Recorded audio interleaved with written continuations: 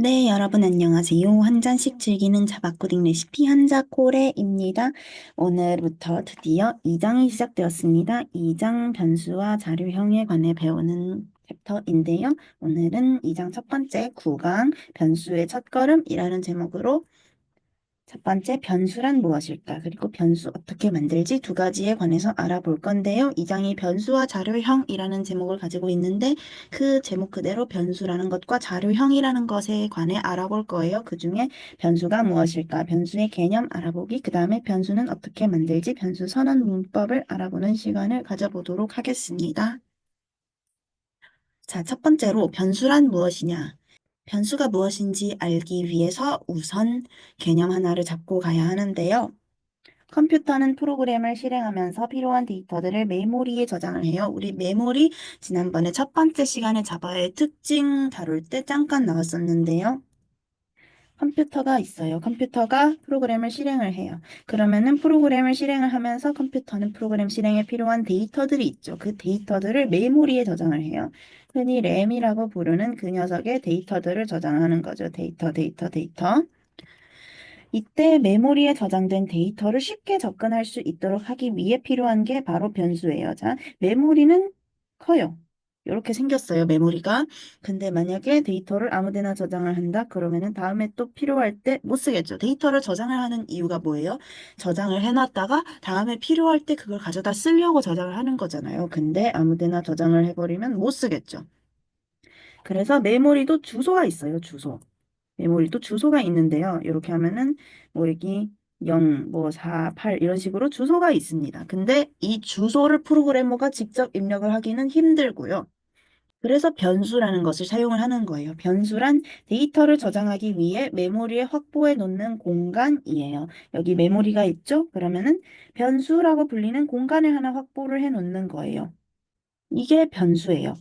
즉, 메모리가 한 방이라면 변수는 거기에 상자라고 생각을 하면 되는 거죠. 상자 안에 값을 넣을 수 있는 거예요. 이름이 변수인 이유는 그 안에 들어가는 값이 변할 수 있기 때문이에요. 즉, 메모리 안에 변수라는 공간을 만들어 놓고 여기에다가 값을 넣었다 뺐다 자유롭게 할 수 있는 거죠. 이 값은 불변이 아니고 언제든지 변할 수 있다. 변수명은 확보한 공간을 지칭하기 위해 거기에 붙여놓은 이름을 뜻해요. 메모리가 있고 거기에 변수를 이렇게 확보를 해놨으면은 여기 변수명이 있는 거예요. 아까 방이랑 상자 얘기했죠? 방에다가 방이 메모리고 상자가 변수인데 여기에 상자에다 이름표 붙여놓는 거예요. 이게 변수명이에요. 일단 여기까지 잡고요. 이제 변수가 어떤 건지 아시겠죠? 변수란 데이터를 저장하기 위해 메모리에 확보해 놓는 공간을 뜻한다.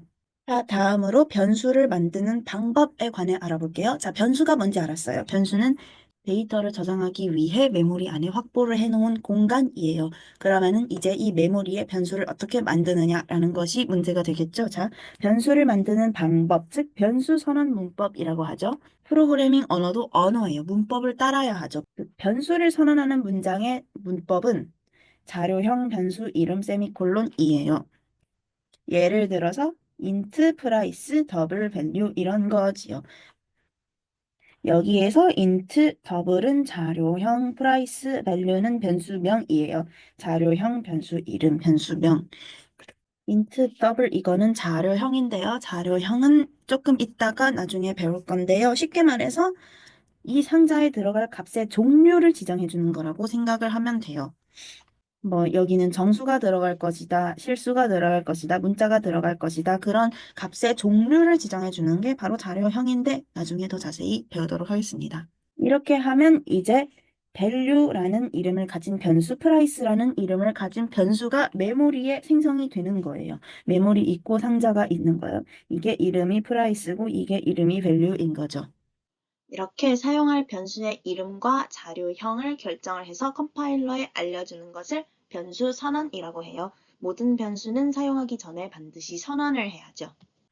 자, 그럼 오늘도 이 슬라이드 통해서 오늘 배운 내용 복습해 보도록 하겠습니다. 자, 첫 번째 시간 변수란 무엇인가에 관해 배웠죠? 컴퓨터는 프로그램을 실행을 하면서 프로그램에서 실행할 때 필요한 데이터를 메모리, 램에 저장을 한다고 했습니다. 이 메모리에 저장된 데이터를 쉽게 접근을 하기 위해서 사용하는 것이 바로 변수라고 했죠. 변수는 데이터를 저장을 하기 위해 메모리에 확보해 놓는 공간을 뜻해요. 그러니까 프로그래머는 여기 공간의 주소를 직접 입력을 하지 않고도 변수를 통해서 이 공간에 접근을 할 수 있는 거예요. 자, 변수의 이름이 변수인 이유는 저장된 값이 변할 수 있기 때문이라고 말씀을 드렸습니다. 이 값은 얼마든지 들어갔다 나왔다 변할 수 있다. 그래서 이름이 변수입니다. 영어로도 실제로 variable이라고 해요. variable. 변수명은 확보한 공간을 지칭하기 위해 거기에 붙여놓은 이름이에요. 메모리의 공간 하나를 확보해 놨으면 이제 그 공간을 부르는 이름이 있는 거죠. 이 이름을 통해서 실제로 코드 내에서도 이 공간을 지칭을 하고 이 공간에 접근해서 값을 읽어오고 저장하고 하는 거랍니다. 그리고 변수를 만드는 방법이란 제목으로 변수 선언에 관해 알아보았는데요. 변수를 선언하는 문장의 올바른 문법은 자료형 변수 이름 세미콜론이에요. 예를 들면 int price double value 같은 거죠. 여기서 int double은 자료형, price value는 변수명이라고 했습니다. 자료형은 쉽게 말하면 해당 변수에 들어갈 자료의 종류를 뜻하는 거라고 했고요. 이렇게 사용할 변수의 이름과 자료형을 결정을 해서 컴파일러에 알려주는 것을 변수 선언이라고 한다라고 말씀드렸습니다. 모든 변수는 사용하기 전에 반드시 선언을 해야 된다는 것까지 말씀드렸어요. 네, 여러분 오늘도 여기까지 따라오시느라 수고 많으셨고요. 2장이 시작되었습니다. 2장 끝까지 그리고 강의 끝까지 여러분 잘 따라와 주시리라 믿습니다. 오늘도 너무 수고하셨고요. 저는 다음 시간에 뵙겠습니다. 감사합니다.